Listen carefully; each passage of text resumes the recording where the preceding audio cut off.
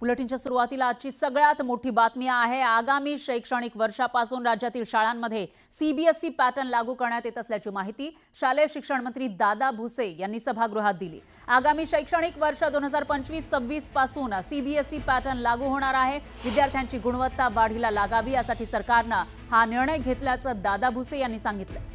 तर राज्य अभ्यासक्रमाच्या आराखड्याला शालेय शिक्षण विभागाशी संबंधित सुकाणू समितीनेही मान्यता दिलेली असल्याची माहिती दादा भुसे यांनी दिली आहे। येणाऱ्या शैक्षणिक वर्षामध्ये पहिलीला आपण सीबीएसई पॅटर्न अडॉप्ट करणार आहोत। वर्षभर आपण त्याची तयारी करणार। जे विद्यार्थी आता दुसरीला, तिसरीला, चौथीला, पाचवीला जे कोण आहेत त्याला आतापर्यंतचं त्याचं शिक्षण आपल्या रेग्युलर पॅटर्नमध्ये आणि मध्येच त्याचा जर संपूर्ण आपण सगळ्या वर्गांचं जर आपण चेंज केलं तर त्या विद्यार्थ्यांना पण ते अडॉप्ट ते करू शकणार नाहीत आणि विद्यार्थी पण अडॉप्ट करू शकणार नाहीत आणि आपला जो शिक्षक बंधू भगिनी आहेत त्यांना पण त्या दृष्टिकोनातून आपल्याला प्रशिक्षित करावं लागणार आहे।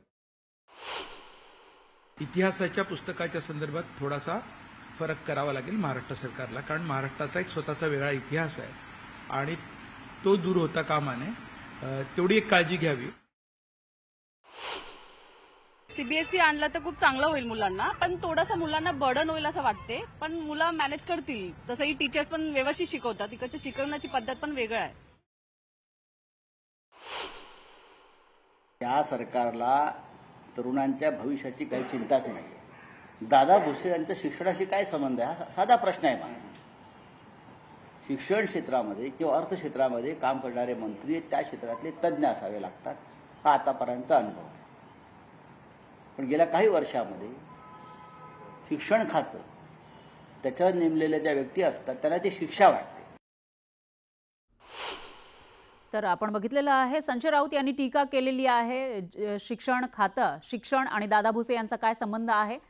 शिक्षणाची जी काही धोरणं आणली जातात त्याच्यासाठी तज्ञ व्यक्ती असावी लागते त्या क्षेत्रामध्ये, असंही संजय राऊत यांनी म्हटलेलं आहे। त्याच्यामुळे आता सत्ताधाऱ्यांचं यावर काय उत्तर येतं ते बघावं लागेल। मात्र त्याचबरोबर या निर्णयानंतर आता अनेक सवाल उपस्थित होताना दिसत आहेत, कारण काही दिवसांमध्ये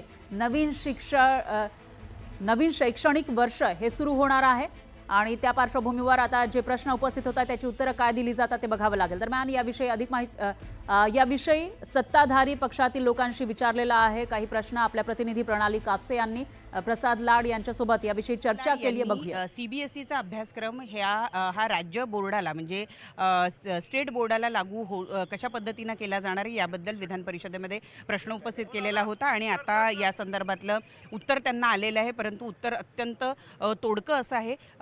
प्रसादजी, आपण अनेक प्रश्न उपस्थित केलेले होते की सीबीएसईचा म्हणजे केंद्रीय बोर्डाचा जो अभ्यासक्रम आहे तो कधीपासून लागू केला जाईल, त्याच्या पाठ्यपुस्तकांच्या बाबतीत नेमकं काय केलं जाणार आहे, तो कशा पद्धतीनं टप्प्याटप्प्यानं लागू केला जाणार आहे या संदर्भातलं उत्तर जे आलेलं आहे ते तोडकं असं आलेलं आहे। त्याच्यामध्ये अनेक गोष्टींचा खुलासा होत नाही आहे। आपल्यापर्यंत काय माहिती? पण निश्चितपणे मी तुम्हाला सांगतो की सीबीएसईचा अभ्यासक्रम निश्चितपणे 1 एप्रिलपासून लागू होईल ही खात्री माननीय मंत्री महोदयांनी दिलेली आहे आणि यामध्ये मला पूर्णपणे खात्री आहे की महाराष्ट्राच्या शिक्षणाचा दर्जा अजून उंचावावा त्यासाठी सरकार प्रयत्नशील आहे, गतिशील आहे आणि कटिबद्ध आहे।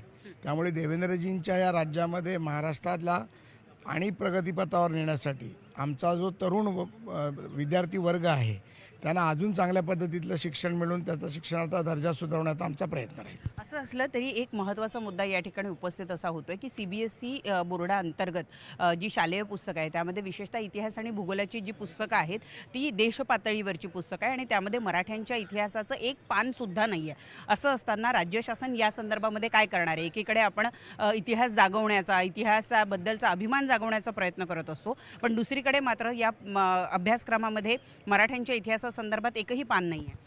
आपण पाहिलं असेल की महाराष्ट्रातलं राज्य असो का देशातलं राज्य असो, माननीय मोदीजींचं सरकार असो, हे छत्रपती शिवाजी महाराजांच्या प्रेरणेनेच चालतंय।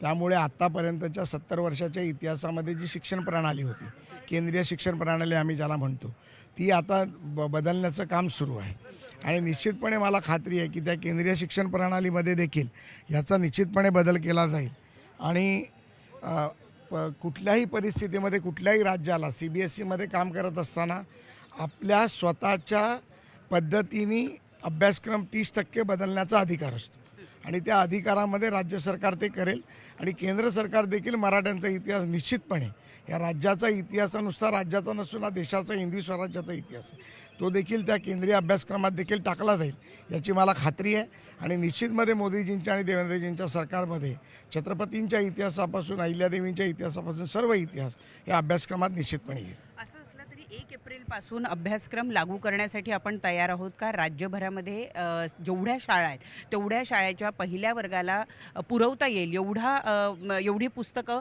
आपल्याकडे ट्रान्सलेट झालेली आहे का, भाषांतर झालेलं नाही, भाषांतर करण्याचं काम झालेलं आहे याची मला कल्पना आहे, परंतु आपण म्हणाल एकदमच 1 एप्रिलला होईल याच्यावरती मला देखील शाश्वता नाही.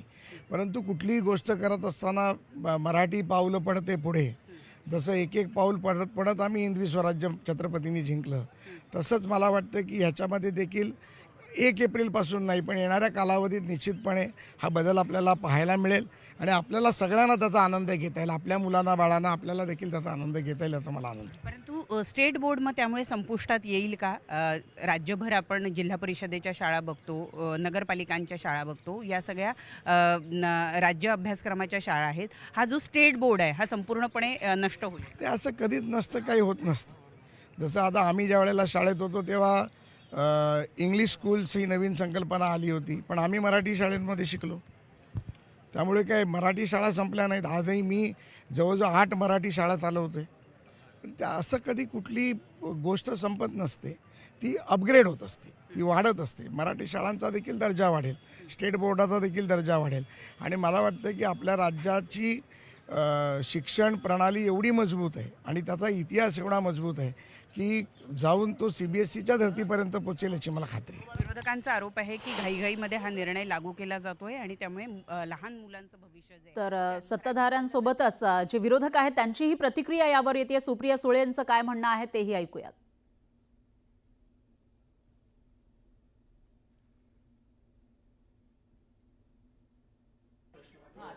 यस, कशावरती कशावरती कशावरती कशावरती ओके ओके ओके हो हो. तर सुप्रिया सुळे यावर बोलणार आहे, त्यांची प्रतिक्रिया आपण घेणारच आहोत. दरम्यान अनेक प्रश्न पालकांसमोर, विद्यार्थ्यांसमोर सुद्धा शरदचंद्र उपस्थित. पवार पक्षाच्या नेत्या आणि खासदार सुप्रिया सुळे माझ्यासोबत थेट त्यांची चर्चा करूया. काल दादा भुसे यांनी अचानक घोषणा केली CBSE आता अभ्यासक्रम लागू होईल महाराष्ट्रामध्ये. बाकी मग आपल्या बोर्डाचं काय करायचं? नाही, मीही तुमच्या चॅनलवर आज सकाळी ही बातमी पाहिली. मलाही आश्चर्य वाटलं, कारण मला एकच प्रश्न विचारायचा, एक पालक म्हणून, लोकप्रतिनिधी मी आहेच तुमच्या आशीर्वादाने, पण एक पालकही आहे मी. आणि जेव्हा पालक निर्णय घेतात तेव्हा आम्हाला 3-4 बोर्डाचे ऑप्शन्स असतात की स्टेट बोर्ड असेल किंवा CBSE बोर्ड असेल, असे अनेक बोर्डाचं ऑप्शन पालकांना असतं. त्याच्यामुळे स्टेट बोर्ड जे महाराष्ट्राचं बोर्ड आहे, जे या देशातलं सगळ्यात उत्तम बोर्ड आहे, ह्या बोर्डमध्ये CBSE बोर्ड चांगलं आहे, SSE बोर्ड चांगलं आहे. मी स्वतः SSE बोर्डात शिकलेली आहे. माझी मुलं एक ICSE एक CBSE अशी शिकलेली आहेत. हे ऑप्शन्स हे असले पाहिजेत ह्या मताची मी आहे. आणि आपलं महाराष्ट्राचं जे स्टेट बोर्ड आहे शिक्षणाचं, त्याचं काय पुढे होणार याचं उत्तर मीही शोधते. मी स्वतः माननीय दादा भुसेंना कॉन्टॅक्ट करण्याचा प्रयत्न केलेला आहे, कारण का मला विषय समजून घ्यायचा आहे की CBSE केलं असेल तर स्टेट बोर्डाचं काय होणार. नाही, पण महत्त्वाचं म्हणजे जर हा प्रश्न आहे, ते म्हणतात की पहिलीपासून यावर्षी CBSE पहिला वर्ग राहील, दुसऱ्या वर्षी पुन्हा आम्ही दुसरा वर्ग पुढच्या वर्षी घेऊ, तिसरा वर्ग तिसऱ्या वर्षी घेऊ. पण हा अशा प्रकारचा पॅटर्न कसं कुठे होतो? नाही, मला प्रश्न असा आहे की ह्याच्यात माझ्या मराठी भाषेचं काय होणार, हा एक सगळ्यात महत्वाचा विषय आहे. स्पष्ट केलं की 30% अभ्यासक्रम मराठी असेल. नाही, 30% कसं, अनेक मुलं जे मायभाषेत शिकू इच्छिता, मग जिल्हा परिषदच्या शाळेत तुम्ही काय करणार? जिल्हा परिषदची शाळा पण CBSE होणार का? तिथले शिक्षक ट्रेंड आहेत का? त्याला करिक्युलम सांगितलेलं आहे का? खूप गंभीर विषय आहे हो, हे काही इन्स्टंट नाही आहे. शिक्षण हा खूप गांभीर्याने घेण्याचा विषय आहे आणि ह्याचं इन्फ्रास्ट्रक्चर सरकारचं तयार आहे का? सीबीएसई मधले मराठी, हिंदी, इंग्रजी हे शिक्षक सगळे ट्रेंड आहेत का? महाराष्ट्रातल्या सगळ्या जिल्हा परिषद, म्युनिसिपल कॉर्पोरेशनच्या शाळातल्या सगळ्या शिक्षकांना सीबीएसईचं ट्रेनिंग मराठी, इंग्रजी आणि हिंदीमध्ये दिलंय का? पालकांची तयारी विचारलेली आहे का? आणि सगळ्यात महत्त्व, अनेक वर्ष, अनेक दशक ज्या मराठी भाषेतला मराठी माणसांनी करिक्युलम तयार केलेलं स्टेट बोर्ड जे आहे, त्या स्टेट बोर्डाचं काय होणार? आपल्याला आठवत असेल की अनेक वर्ष महाराष्ट्रातल्या शिक्षणासाठी कैलासवासी यशवंतराव चव्हाण साहेबांनी जो मंगल कलश आला, त्याला मराठी भाषा, मराठी बोर्ड ह्याला खूप प्राधान्य दिलेलं आहे. आता इतिहास शिकवताना सीबीएसई बोर्डामध्ये महाराष्ट्राचे नेते, महाराष्ट्राचे होऊन गेलेले योद्धे यांचा किती इतिहास आहे? हा चॉईस आहे ना प्रत्येकाचा. एकीकडे अभिजात भाषेचा निर्णय घ्यायचा आणि दुसरीकडे सीबीएसईचा कंपल्सरी, देशभरात जी सीबीएसई इंग्रजीमध्ये शिकवली जाते ती लागू करण्याचा प्रयत्न करणे. हाच तर मी प्रश्न तुम्हाला विचारते की मराठी भाषेचं, मराठी बोर्डाचं आणि सगळ्यात महत्वाची गोष्ट, तुम्ही एवढा मोठा बदल करताय, तुमचं इन्फ्रास्ट्रक्चर तयार आहे का? शिक्षकांची तयारी आहे का? एकाच शिक्षकांनी परवा पगार नाही म्हणून आत्महत्या केली आहे. अशा शिक्षकांचं काय होणार? तर विरोधक अनेक प्रश्न या ठिकाणी उपस्थित करताना दिसत आहेत. त्यामुळे आता याच्यावर सत्ताधाऱ्यांकडून काय उत्तर दिलं जातं आणि मुख्य म्हणजे जे विद्यार्थी शिक्षण घेणार आहेत आणि त्यांचे पालक यांची परवड तर होणार नाही ना, असाही सवाल या ठिकाणी उपस्थित होतोय. यानंतर